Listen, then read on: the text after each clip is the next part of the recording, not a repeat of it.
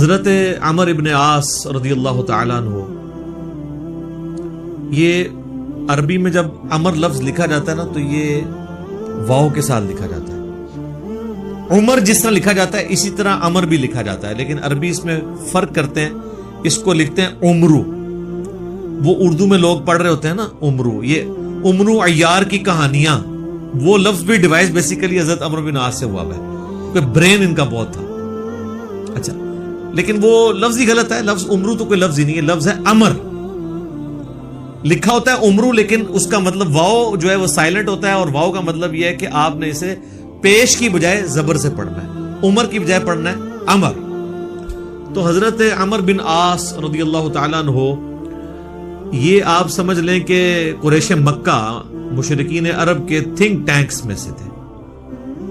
گفتگو کرنے کا بھی ان کو فن آتا تھا، اور معاملہ فہمی اور چیزوں کو ہینڈل کرنا یہ ان پہ ختم تھا، اور ینگ ایج کے اندر۔ اس کا اندازہ آپ اس بات سے لگائیں کہ جب مسلمان ہجرت کر کے نجاشی کے پاس چلے گئے تو مشرکین عرب نے اپنا سفیر بنا کر جس شخص کو بھیجا کہ وہاں پہ جا کے ایک عیسائی بادشاہ سے مقدمہ لڑ سکے اور نعوذ باللہ مسلمانوں کو وہاں سے دوبارہ ملک بدر کروایا جائے، تو جس شخصیت کا انتخاب کیا وہ عمر بن عاص تھے۔ اس وقت ظاہر وہ مسلمان نہیں ہوتے۔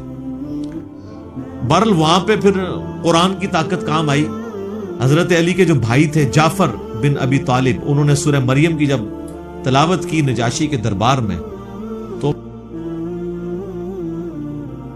پھر اللہ تعالیٰ کی گفتگو کے سامنے بڑے سے بڑا بھی کوئی سفیر ہو، اس کی زبان کا اثر تو پھر ختم ہو جاتا ہے۔ تو نجاشی کی حالانکہ عمر بن عاص سے بڑی پرسنل دوستی بھی تھی، یہ بڑے ان سے تحفے بھی ان کے لیے لے کے گئے، وہ تحفے بھی اس نے واپس کر دیے۔ اس نے کہا بھائی لے جاؤ، تم سونے کے اگینسٹ بھی ان کو تولو نا تو میں تب بھی تمہیں یہ واپس نہیں کروں گا، ٹھیک ہے۔ پھر زمین سے اس نے تنکا اٹھا کے کہا کہ یہ جو سورہ مریم میں حضرت عیسیٰ کا سٹیٹس آیا نا کہ وہ اللہ کے بندے تھے، اللہ کی قسم عیسیٰ ابن مریم ایک تنکے کے برابر بھی اس سے زیادہ ان کا مرتبہ نہیں تھا جتنا تم نے بیان کیا ہے، یعنی اس میں ہم غلو نہیں کر سکتے کہ انہیں ڈیوینٹی میں کلیم کر دیں۔ یہ سمجھدار لوگ تھے، یہ وہاں سے مایوس ہوئے۔ اسی دوران صلح حدیبیہ بھی ہو چکی تھی، مسلمانوں کی پاور تسلیم ہو چکی تھی۔ تو حضرت خالد ابن ولید اور عمر بن عاص یہ دونوں بڑے جگری یار تھے۔ ایک بڑا بہترین پلانر تھا اور دوسرا بہت بڑا جنگجو تھا۔ تو صلح حدیبیہ کے بعد نا ان لوگوں کو اندازہ ہو گیا کہ اب اسلام کا گراف اوپر ہی جا رہا ہے، شرح صدر بھی ہو گیا۔ خالد ابن ولید کا ایک بھائی تھا ولید ابن ولید، وہ مسلمان پہلے ہی ہو چکا ہوا تھا۔ تو وہ بھی کچھ اثر تھا خالد ابن ولید کے اوپر کہ وہ اتنا بزدل تھا، اور مسلمان ہونے کے بعد اتنا وہ طاقتور ہو گیا کہ اس نے مشرکین عرب کے قافلے لوٹنا شروع کر دیے۔ تو وہ اپنے دوستوں میں فخر کرتے تھے، حالانکہ ہے دشمن تھے، لیکن کہتے تھے یار بہادر تھے پھر نکلے نا میرا برا۔ یہ سارا کچھ نا عمر سیریز کے اندر انہوں نے فلمایا ہوا ہے۔ تو حضرت عمر بن عاص جو ہیں وہ سمجھدار آدمی تھے، انہوں نے سمجھ لیا خالد بن ولید سے ملاقات ہوئی، اور بائی چانس وہ حبشہ سے آ کے مدینہ شریف جا رہے تھے اسلام قبول کرنے، اور یہ مکے سے مدینے جا رہے تھے۔ راستے میں ملاقات ہو رہی اور دونوں ایک دوسرے کو بتانے کے لیے تیار نہیں ہو رہے کس لیے جا رہے ہیں، لیکن پھر جب گپ شپ ہوئی تو اندازہ ہوا۔ تو حضرت خالد نے کہا کہ بھائی مجھے لگتا ہے کہ یہ اللہ کے پیغمبر ہیں، اللہ کی غیبی تائید ہے ان کے ساتھ۔ تو عمر بن عاص کہتے ہیں کہ مجھے بھی لگتا ہے ایسا۔ تو پھر کیا ارادہ ہے؟ تو کہتے ہیں ہم ان کی بیعت کر لیتے ہیں، اسلام قبول کر لیں۔ تو پھر انہوں نے اسلام قبول کیا۔ پھر نبی علیہ السلام نے ان کے ساتھ بڑی شفقت بھی فرمائی۔ کئی ایک چھوٹی مہمات کے اوپر بخاری مسلم میں آتا ہے کہ عمر بن عاص کو آپ نے کسی ایک خاص لشکر کا امیر بھی بنا کے بھیجا۔ اور پھر سیدنا عمر کے دور میں جنگ یرموک کے اندر بھی یہ جو بڑے بڑے چند کمانڈر جو تھے حضرت ابو عبیدہ ابن جرح کے ساتھ، ان میں عمر بن عاص بھی شامل تھے۔ جنگ یرموک انہوں نے لڑی ہوئی ہے، رومن امپائر کے خلاف جو فیصلہ کن جنگ تھی۔ اس کے بعد پھر جب مصر کے فتح کرنے کی باری آئی تو مصر کے اوپر تو حضرت عمر بن عاص کو ہی بھیجا تھا حضرت عمر نے، تو یہ فاتح مصر بھی ہیں۔ سعد ابن ابی وقاص فاتح ایران ہیں، اور یہ ہے فاتح مصر۔ اور جنگ یرموک میں بھی ابو عبیدہ ابن جرح کے ساتھ یہ رہے ہیں رضی اللہ عنہ اجمعین وعلیہم السلام اجمعین. تو یہ ان کی زندگی کے اندر یہ اتار چڑھاؤ والا معاملہ رہا. لیکن پھر وقت گزرنے کے ساتھ پھر بعض اوقات انسان کے اوپر ایسے معاملات زندگی میں آ جاتے ہیں. ہم کیوں بار بار بات کرتے ہیں کہ ربنا لا تزغ قلوبنا بعد اذ ہدیتنا وہب لنا من لدنک رحمہ انک انت الوہاب. آمین. ڈر تو لگا رہنا چاہیے ہر وقت. وہ مشہور حدیث جو بخاری اور مسلم دونوں میں ہے, میں یقین کریں جب بھی وہ حدیث پڑھتا ہوں نہ کانپ اٹھتا ہوں. عقبہ بن عامر کہتے ہیں کہ نبی علیہ السلام نے اپنی وفات سے 1 مہینہ پہلے غزوہ احد کے شہداء کے قبرستان میں جا کے نماز جنازہ پڑھی اور وہیں پر ہمیں خطبہ دیا. اچھا, اس حدیث کے اینڈ پہ بڑے دردناک الفاظ ہیں. عقبہ بن عامر کہتے ہیں یہ آخری دفعہ میں نے نبی علیہ السلام کا دیدار کیا تھا, اس کے بعد میں نے حضور کو کبھی نہیں دیکھا. عقبہ بن عامر کہتے ہیں یہ والا جو خطاب ہوا تھا غزوہ احد کے شہداء کے اوپر, اس میں آپ علیہ السلام نے فرمایا کہ دیکھو مجھے اپنے بعد تم سے یہ خطرہ نہیں ہے کہ تم شرک میں مبتلا ہو جاؤ, مگر مجھے ڈر ہے کہ تم دنیا کے مال میں پھنس جاؤ گے, پھر ایک دوسرے کو قتل کرو گے جس طرح اگلی قوموں نے کیا, اور تم بھی تباہ و برباد ہو جاؤ گے جس طرح اگلے. یہ پچھلے دنوں میری ایک ویڈیو بھی ریکارڈ ہوئی ہے, مجھے تم سے شرک کا خدشہ نہیں, یہ حصہ نکالا ہوا ہے اس میں سے. سر اس حدیث میں جو سوز و گداز تھا وہ آپ کو سمجھ ہی نہیں آیا وہ کیا تھا. بخاری مسلم کے الفاظ ہیں, عقبہ بن عامر کہتے ہیں رسول اللہ ہم سے یوں گفتگو کر رہے تھے جس طرح آپ مردوں اور زندوں دونوں کو الوداع کہہ رہے ہیں, اور آپ فرمایا کہ میں اس وقت بھی اپنا حوض کوثر سامنے دیکھ رہا ہوں. یعنی اللہ تعالیٰ نے آپ کو وہ سب کچھ سامنے دکھا دیا, اور میں تمہارا پیش رو ہوں, میں آگے جا رہا ہوں, تم نے میرے پیچھے آنا ہے. آپ ڈرا رہے تھے. تو اور وہی ہوا کہ نبی علیہ السلام کی وفات کے بعد پھر دنیا کی محبت کے غلبے کی وجہ سے بنو امیہ نے جو کام کیے, اور پھر جنگ جمل صفین اور نہروان, یہ ایک دردناک چیز ہے. یوٹیوب پہ میری کئی ایک ویڈیوز اس کے اوپر ریکارڈنگ ہے. اس حدیث میں بہرحال یہ آپ چیز نوٹ کریں کہ نبی علیہ السلام نے یہ خطبہ مسجد نبوی میں دینے کی بجائے قبرستان میں کیوں دیا ہے؟ اس کی 2 ریزنز تھی. اس لیے کہ وہ قبرستان تھا غزوہ احد کے میدان میں, جہاں پر ایک واضح فتح مال غنیمت سمیٹنے کی وجہ سے شکست میں بدل گئی تھی. حالانکہ رسول اللہ موجود تھے, لیکن دنیا کی محبت کے تھوڑے سے غلبے نے رسول اللہ کی موجودگی کی بھی پرواہ نہیں کی اللہ نے, اور فتح کو شکست میں بدل دیا. تو آج تو رسول اللہ موجود بھی نہیں ہے, ہمیں آپ کی دعاؤں کا بھی وہ حصہ نہیں ہے جو صحابہ کو نصیب تھا صلی اللہ علیہ وآلہ وسلم رضی اللہ عنہم اجمعین. اور دوسرا نبی علیہ السلام یہ میسج دینا چاہ رہے تھے کہ غزوہ احد میں وہ لوگ اس قبرستان میں دفن ہیں جنہوں نے محنتیں کی ہیں, اور پھل ملنے سے پہلے ہی وہ اسی فقر کی زندگی میں دنیا سے چلے گئے. حضرت حمزہ ابن عبد المطلب نے تو اسلام کا گولڈن پیریڈ نہیں دیکھا نا, ان تو قربانیاں دی ہیں نا. آپ اس سے اندازہ لگائیں, یہ میرا اجتہاد ہے اور یہ درست ہے کہ اگر رسول اللہ کی وفات کے وقت حضرت حمزہ زندہ ہوتے تو پہلے خلیفہ وہ بنتے, کیونکہ غزوہ بدر اور احد کے اندر نبی علیہ السلام نے آرمی چیف ان کو بنایا تھا. ابو بکر, عمر, عثمان و علی ان کے انڈر تھے. تو حمزہ بن عبد المطلب تو شہید ہوئے احد میں, ان کی لاش کا مسئلہ ہوا. نبی علیہ السلام نے یہ بھی میسج دیا کہ یہاں پہ, اور پھر وہاں تو اتنی دردناک حدیثیں ہیں بخاری مسلم میں کہ کفن کے لیے بھی کپڑا نہیں تھا, سر چھپاتے تھے تو پاؤں ننگے ہو جاتے تھے کہ یہ صاحب کے, پھر گھاس ڈال کے ایک قبر میں کئی کی مردے دفنائے گئے. تو نبی اسلام یہ بھی میسج دے رہے تھے کیونکہ آپ کو تو اللہ نے دکھا دیا نا. اسی حدیث بخاری مسلم میں آتا ہے کہ اللہ تعالیٰ نے زمین کے خزانوں کی چابیاں مجھے دے دی ہیں, اور جو بریلوی کہتے ہیں کہ حضور ہی سب کچھ بانٹ رہے ہیں, خدا کا نام ہے. اور میرے بھائی وہ بخاری مسلم میں باقی حدیث میں موجود ہے, وہ زمین کے خزانے رومن اور پرشین امپائر کے خزانے ہیں جو صحابہ نے فتح کرنے تھے, بیت المال میں آ کے جمع ہونے تھے. یہ تھا اس سے مراد کہ مجھے اللہ تعالیٰ نے عطا فرمائی ہے, مجھے اللہ تعالیٰ نے دکھا دیا ہے کہ میری امت کہاں تک پہنچے گی. وہ کئی ایک احادیث ہیں, آپ کو مشکات کی نا 30 جلد میں نبی علیہ السلام کے فضائل کے چیپٹر میں وہ مل جائے گی. کئی لوگ ہمیں ای میل بھی کر رہے ہوتے ہیں یہ حضور کو جو چابیاں دی گئی ہیں تو پھر آپ جس کے پاس چابی ہے اس سے ہی مانگنا چاہیے. وہ یہ تھا ٹھیک ہے کہ وہ رومن اور پرشین امپائر کے خزانے مسلمانوں کو ملے. تو بہرحال اسی کی ایگزیکیوشن بعد میں ہوئی ہے, اور حضرت عمرو بن عاص بھی اس, یعنی آپ سمجھ لیں سسٹم کا کسی درجے تک حصہ بنے. اور یہ میں ان پہ کوئی فتویٰ نہیں لگا رہا, وہ خود مانتے تھے کہ میرے ساتھ ایسا معاملہ ہوا. مجھے حضرت عمرو بن عاص سے یہ چیز یاد آئی. بڑی رکت انگیز حدیث ہے جس میں ان کے قبول اسلام کا واقعہ بھی ہے. صحیح مسلم میں کتاب الایمان چیپٹر میں شروع ہی میں 321 نمبر حدیث ہے انٹرنیشنل نمبر کے مطابق. اور میرے یہ جو کربلا والا ریسرچ پیپر جس میں نے 200 احادیث جمع کی ہیں, اس کے اندر بھی آپ کو مل جائے گی. جنگ صفین کے حوالے سے میں وہ حدیثیں لے کے آیا ہوں. صحیح مسلم میں 321. حضرت عمرو بن عاص کی موت کا وقت جب قریب آتا ہے تو وہ دیوار کی طرف منہ کر کے رونا شروع کر دیتے ہیں. سر موت کے وقت انسان کو پھر اپنی زندگی میں کی ہوئی غلطیاں یاد آ جاتی ہیں. تو ان کا بیٹا ان کو تسلی دیتے ہوئے کہتا ہے کہ ابا جان, آپ تو نبی علیہ السلام کے قریبی ساتھیوں میں سے تھے, آپ نے رومن امپائر کی جنگیں لڑی ہوئی ہیں, جنگ یرموک, جہاد میں آپ شامل رہے ہیں, اتنے اتنے بڑے فضائل ہیں آپ کے لیے.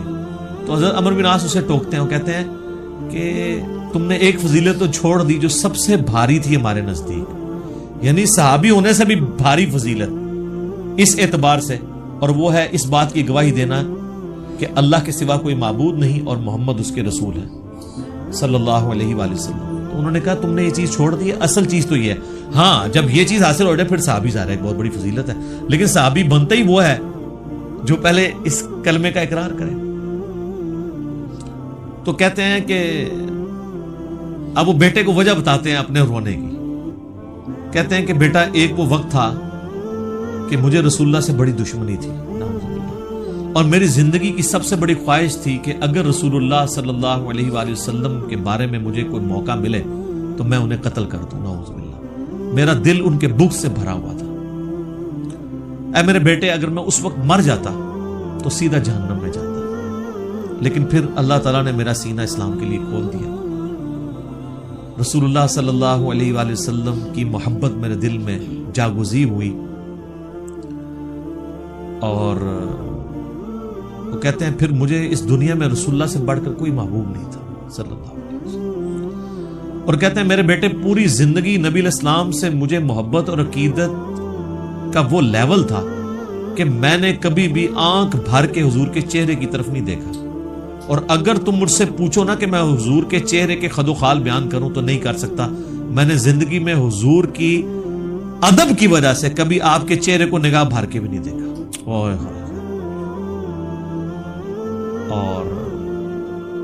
کہتے ہیں میرے بیٹے میں اس وقت مر جاتا تو سیدھا جنت میں جاتا جب میں نے اسلام قبول کر لیا. اور پھر وہ ساتھ بتاتے ہیں, کہتے ہیں میں جب اسلام قبول کرنے کے لیے گیا تو نبی علیہ السلام نے اپنا دایاں ہاتھ آگے بڑھایا تو میں نے بھی آگے بڑھا کے پیچھے کھینچ لیا, اور میں نے کہا یا رسول اللہ پہلے مجھے گارنٹی دیں کہ میرے پچھلے سارے گناہ معاف ہوں جو میں نے اسلام کے خلاف کیے ہیں.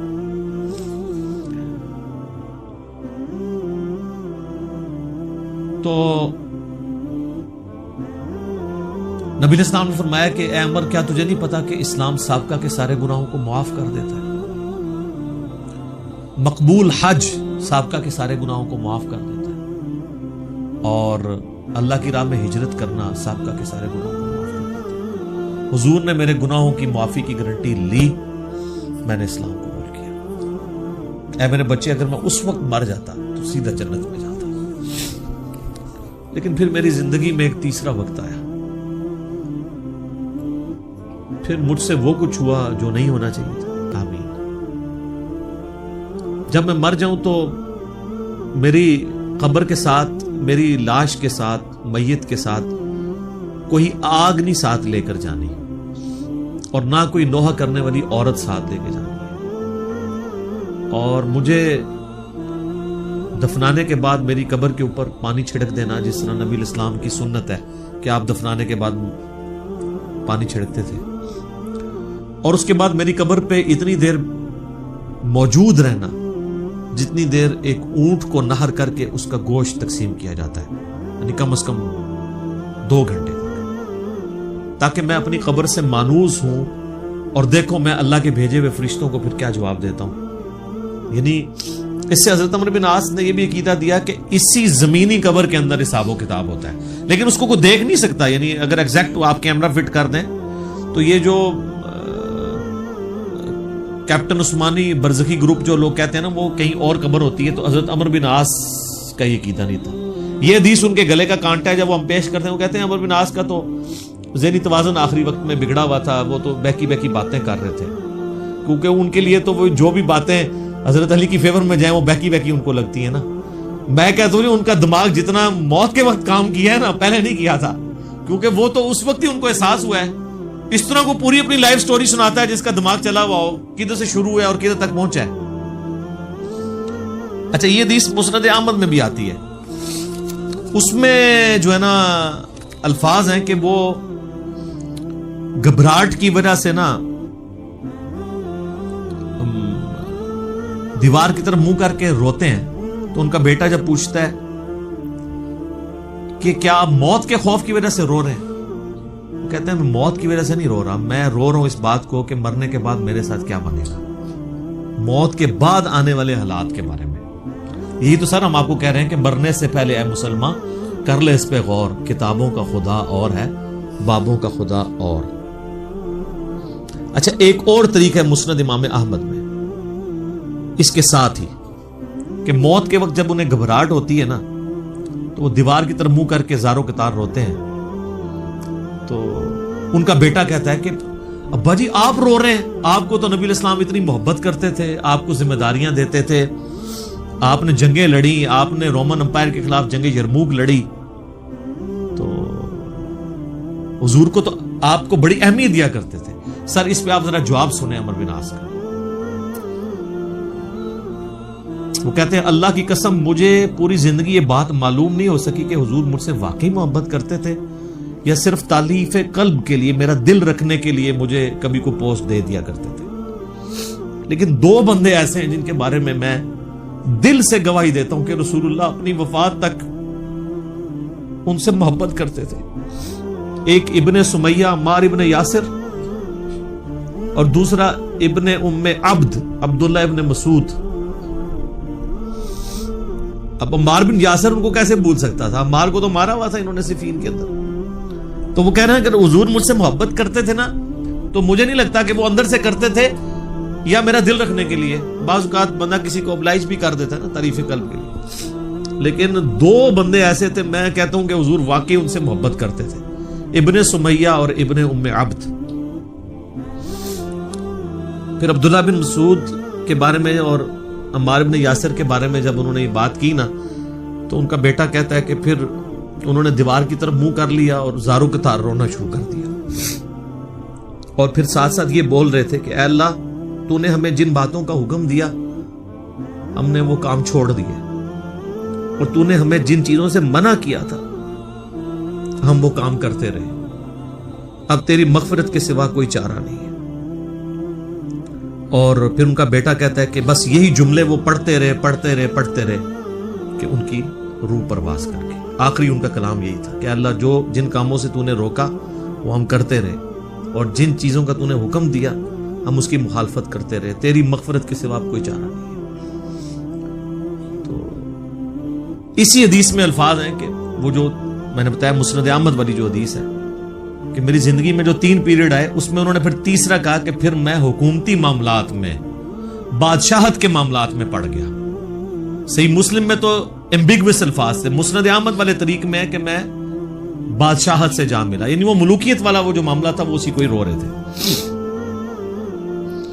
مسند امام احمد میں ایک حدیث ہے کہ جب عمار بن یاسر کی قتل کی خبر ملی جنگ صفین میں تو ایک شخص آ کے عمرو بن عاص کو بتاتا ہے کہ عمار قتل ہو گئے ہیں. تو حضرت عمرو بن عاص بلند آواز سے پڑھتے ہیں انا للہ و انا الیہ راجعون، اور وہ بھاگتے ہوئے حضرت معاویہ کے پاس جاتے ہیں اور کہتے ہیں کہ معاویہ تو عمار کو ہماری فوج نے قتل کر دیا، عمار قتل ہو گیا، اور میں نے رسول اللہ سے سنا تھا کہ عمار کو ایک باغی جماعت قتل کرے گی.